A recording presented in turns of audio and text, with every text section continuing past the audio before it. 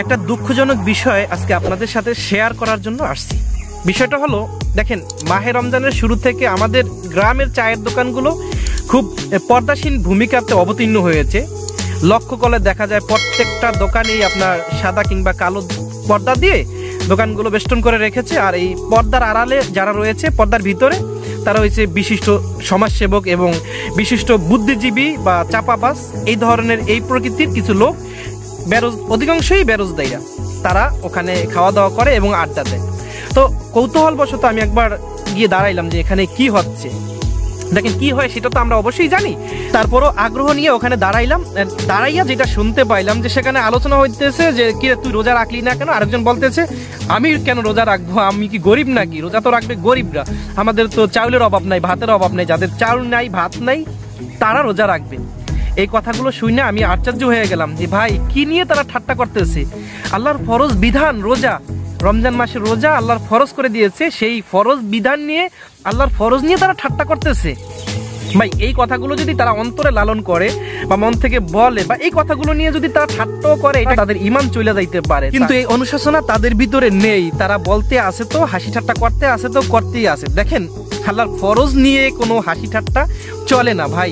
আপনি নামাজ পড়তে পারেন না, আপনি নামাজ পড়েন না, সেটা আপনার ব্যর্থতা, আপনার দুর্বলতা। আপনি দুর্বলতা প্রকাশ করবেন যে আমার নামাজ পড়া দরকার ছিল, আমি মুসলমানের ছেলে, আমার নামাজ পড়া দরকার ছিল, আমি নামাজ পড়তে পারি না, আমার ফরজ রোজা রাখা দরকার ছিল, আমি ফরজ রোজা রাখতে পারতেছি না, এইটা আমার দুর্বলতা। এই দুর্বলতা স্বীকার করতে হবে, এই ব্যর্থতা স্বীকার করতে হবে। আর যদি এগুলো স্বীকার না করে বলি যে নামাজ পড়া দেখছি লাভ নাই, বা নামাজ পড়া কি হবে, নামাজ পড়া কি হয়েছে, এই ধরনের কথা বললে ঈমান চইলা যাইবে ভাই, এটাই বাস্তব কথা। তো এরকমই এই দোকানগুলোতে হরহামেশা হইতেছে। আর সবচাইতে আরেকটা দুঃখজনক যে বিষয়টা হইলো, দেখেন, গ্রামের চায়ের দোকানগুলোতে কিন্তু ইফতারের সময় রোজাদার ব্যক্তিরাও ইফতার করতে যায়, আর সেখানে যাওয়ার পর রোজাদার ব্যক্তিরা চান্স পায় না। এই বেরোজদারিরা যারা আছে তাদের যে প্রভাব ওই ইফতারের সময়, এই প্রভাবের কারণে রোজাদার ব্যক্তিরা ওখানে গিয়ে চান্সই পায় না একেবারে।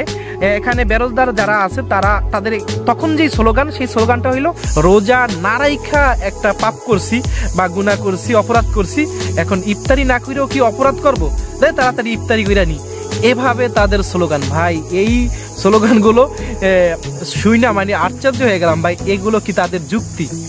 মানে আল্লাহ খোদার ভয় না থাকলে মানুষের ভিতরে যেটা হয় আর কি, তারা এই কাজগুলো করে।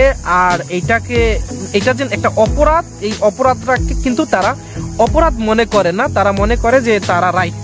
ঠিক আছে, তো দুঃখজনক বিষয় এখানেই যে একটা জিনিস যদি অপরাধকে অপরাধ মনে করে অপরাধ করে, তাহলে তার তওবা করার সুযোগ আছে। সে মনে করে যে আমি অপরাধ করতেছি, আমি তওবা করব। আর যদি অপরাধকে অপরাধই মনে না করে, তাহলে তার তওবা করার সুযোগ নেই। সে মনে করবে আমি তো কোনো অপরাধ করি নাই, কিসের তওবা করব? তাহলে তাদের শেষ পরিণতি যেটা, সেটা না জানি তাওবা ছাড়াই লাস্ট পর্যন্ত তাদের শেষ নিঃশ্বাস ত্যাগ করতে হয়। আল্লাহ যদি হেদায়েত না দিয়ে থাকে, আল্লাহ তাদেরকে হেদায়েত দান করুক এবং সহি বুঝ দান করুন। সকলে তাদের জন্য দোয়া করা ছাড়া আর করার কিছুই নেই। ভিডিও শেষ করে দিচ্ছি, দেখা হবে পরে কোনো ভিডিও সংক্রান্ত। আপনার মূল্যবান মতামত অবশ্যই আমাদের কমেন্ট সেকশনে লিখে যাবেন। আসসালামু আলাইকুম ওয়া রাহমাতুল্লাহ।